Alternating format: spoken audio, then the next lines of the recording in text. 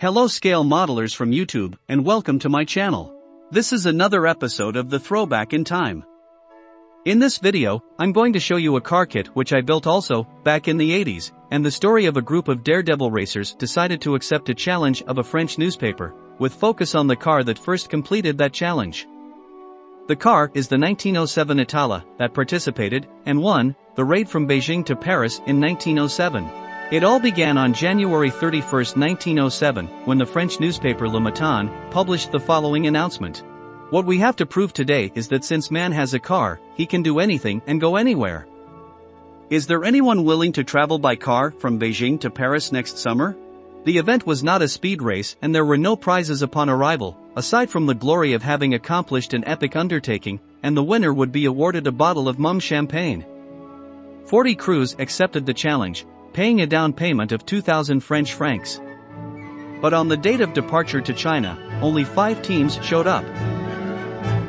The French Cantal, a 6-horsepower, 1-cylinder 3-wheeler cycle car, with basket for co-driver over the front wheels, driven by Auguste Pons with Oscar Foucault as mechanic.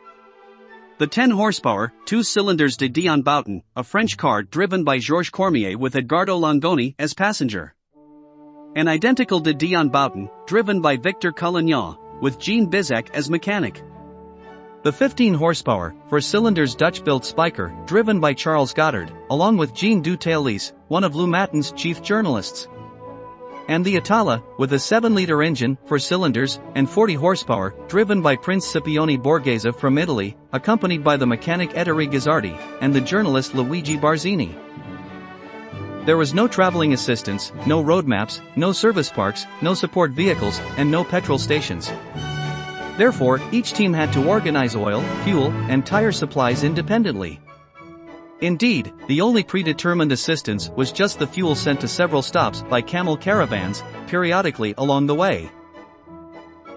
There were no set rules, but the route, though, followed a telegraph line so the journalists, one in each car, could send regular updates to their newspapers, waiting for reports back in Europe, making the Beijing to Paris a well-covered race. So, the stage was set, and the challenge began in Beijing on Monday, June 10, 1907. The competitors had about 15,000 kilometers of deserts and mountain ranges ahead of them, where terrible or no roads existed, the references were scarce, and the orienteering difficult, but the teams could choose the route they wanted. Crossing Asia through Mongolia is crazy, but that's where the race went. The vehicles were hyper-loaded with everything their occupants deemed necessary for the journey. Spare parts, luggage, food, water, and fuel were too heavy for these vehicles, and many challenges were faced upon the road. The first major obstacle were the mountains on the Mongolian borders, with narrow trails and steep cliffs. Often, cars had to be pushed or pulled with the help of local people, or by animals, as some of their engines were not powerful enough either due to mud or to climb the hills, and forced, in many cases, to rebuild bridges, or manufacture them with the help of ropes and bamboo canes. Even harder was crossing the Gobi Desert, which saw the first car drop out of the race, when Auguste Pons ran out of fuel and had to walk back to the civilization. Obviously, the Cantal, with only 3 wheels, was the one that faced the most difficulties, and if crossing the Great Green Plains of Mongolia was difficult, when it reached the immense Gobi Desert, everything became even more difficult, since the vehicle didn't have the strength to cross the dunes.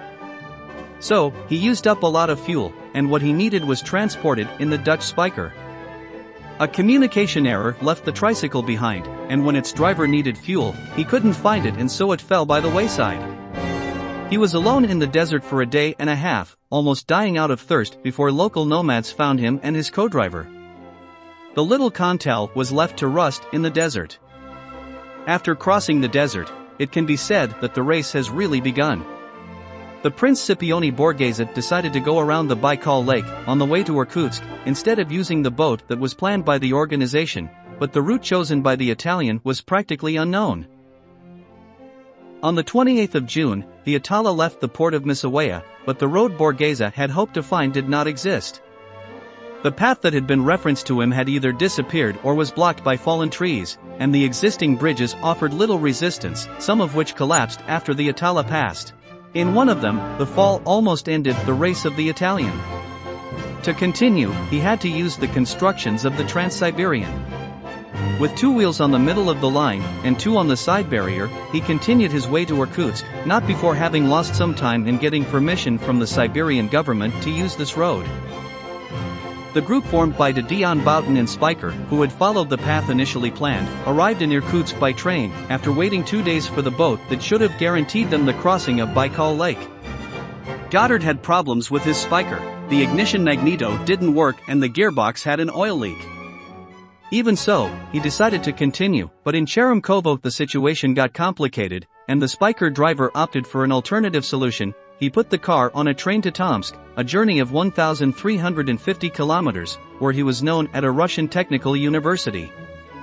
His intention was to repair the Spiker and return to Cheremkovo, continuing the journey in accordance with the race rules. Meanwhile, Prince Scipione Borghese took advantage of the Itala's superior power and the excellent work of Ettore Gazzardi, the mechanic who accompanied him, and who managed to solve all the technical problems that arose along the way. The Italian arrived in Moscow on the 27th of July.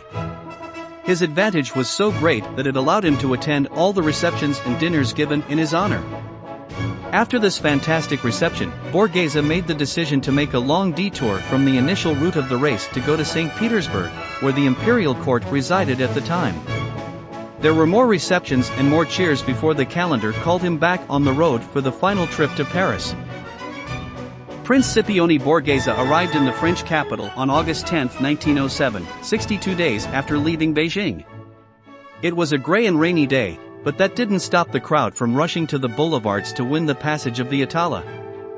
In some places, the music of Ida was heard, at a time when the Italians' opponents were still in Russia.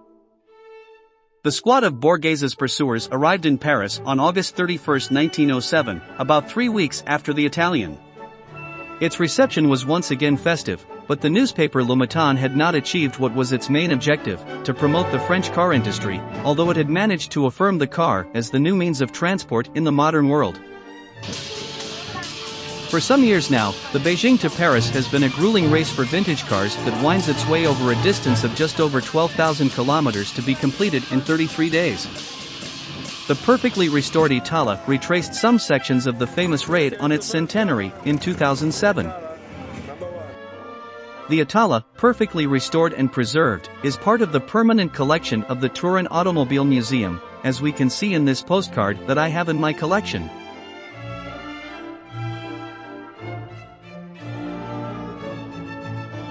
The model kit is from Union Model, Classic Car Series No. 4, in 1/20 scale, issued in the 70s as described in the ScaleMate site. The 1907 Itala, for the Beijing to Paris raid, was a model without a top, powered by a 4-cylinder engine of 7,433 cubic centimeters, and weighed more than 1.5 tons.